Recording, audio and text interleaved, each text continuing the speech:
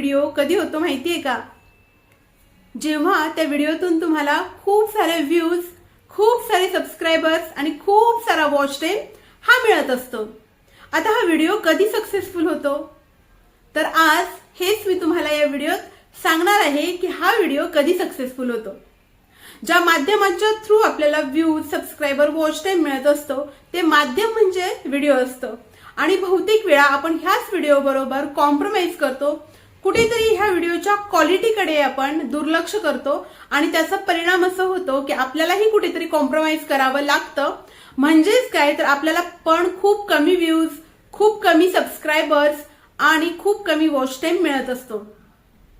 आता ह्या सगळ्या गोष्टी जर आपल्याला करेक्ट करायच्या असतील तर आपल्याला आपल्या व्हिडिओवर सर्वात आधी लक्ष द्यायला हवं।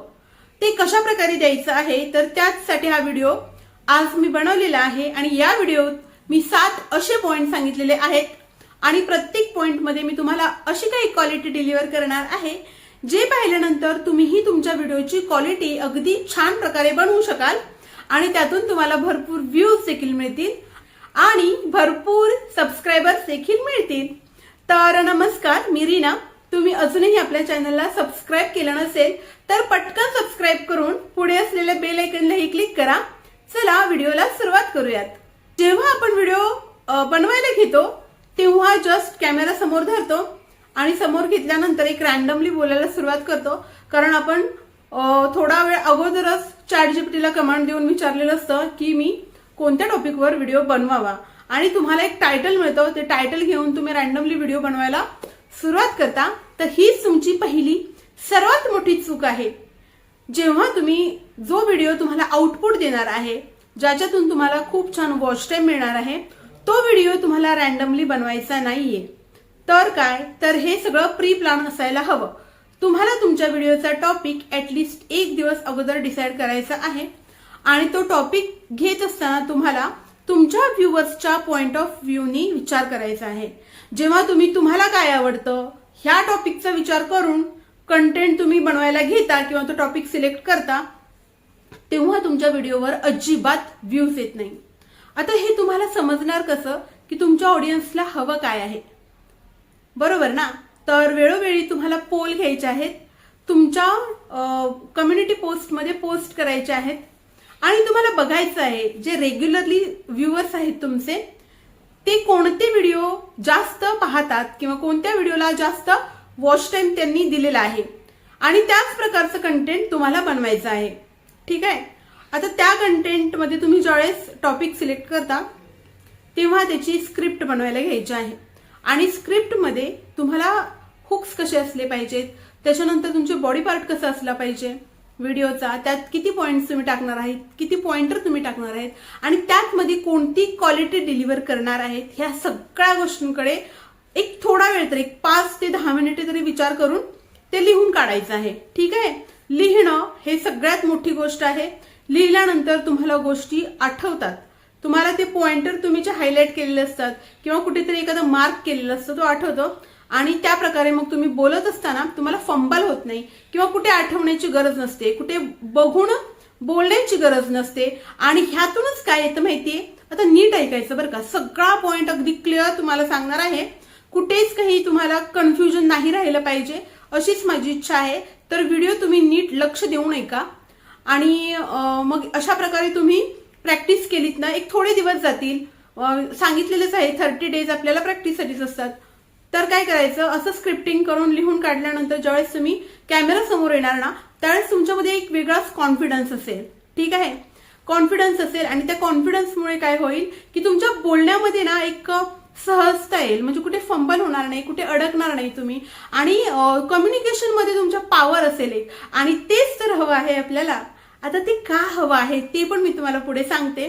तर हा पहिला मुद्दा आहे की जेव्हा पण तुम्ही टॉपिक सिलेक्ट कराल स्क्रिप्टिंग करायचं आहे आणि पॉइंट्स लिहून काढायचे आहेत की तुम्हाला या व्हिडिओमध्ये तुमच्या ऑडियन्सला काय काय द्यायचं आहे, काय काय क्वालिटी कंटेंट द्यायचं आहे ते एकदा लिहून काढायचं आहे।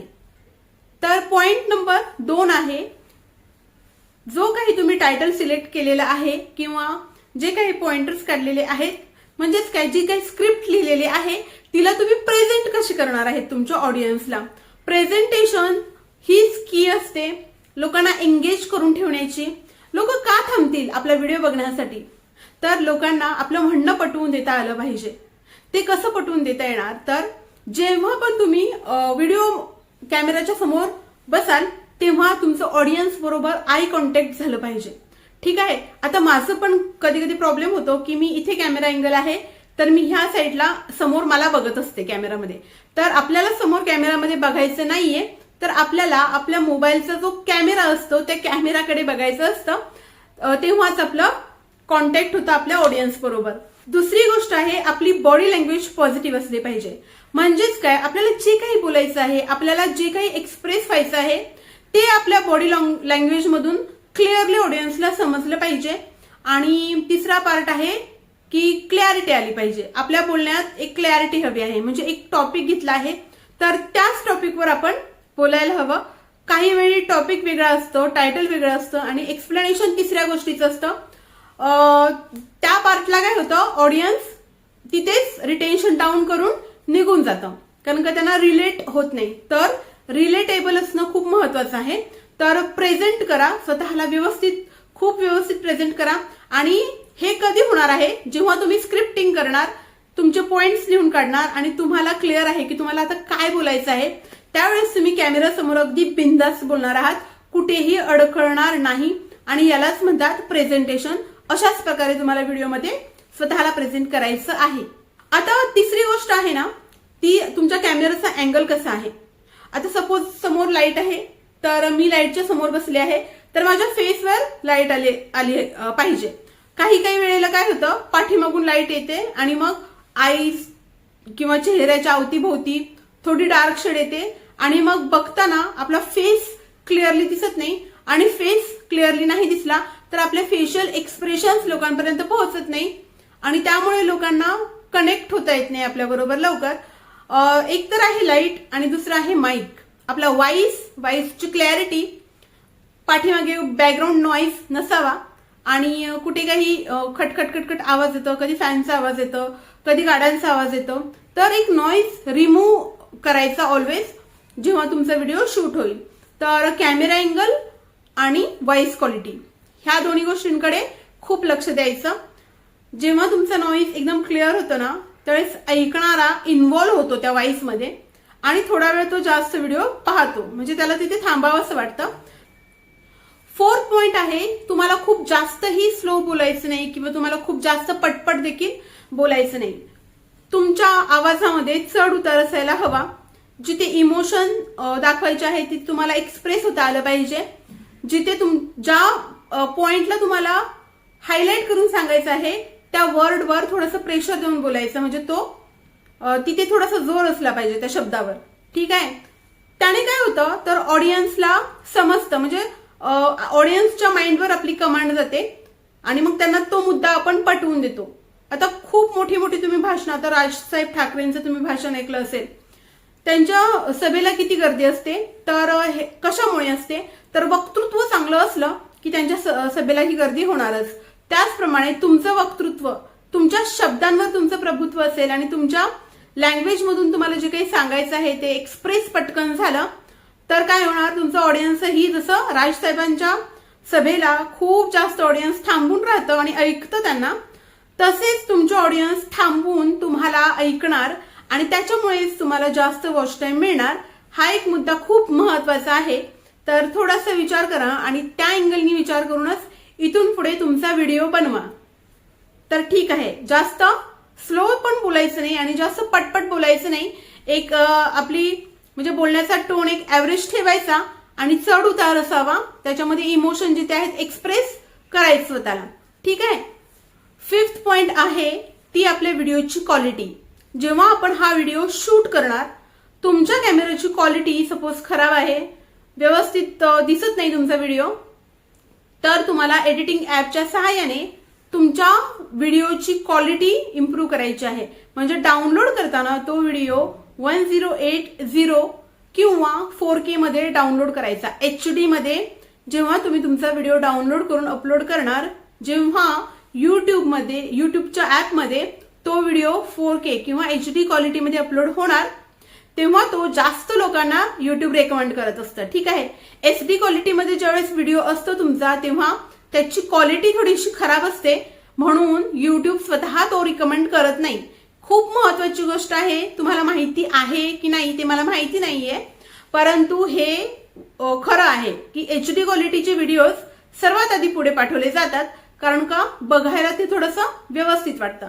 त्याच्यामुळे तुमच्या व्हिडिओची क्वालिटी डाउनलोड करत असताना व्हिडिओ तुम्ही बघायचं की कोणत्या क्वालिटीमध्ये तो डाउनलोड झालेला आहे आणि YouTubeला अपलोड होतानाही तो HD मध्ये आला आहे का ते एकदा चेक करून घ्या.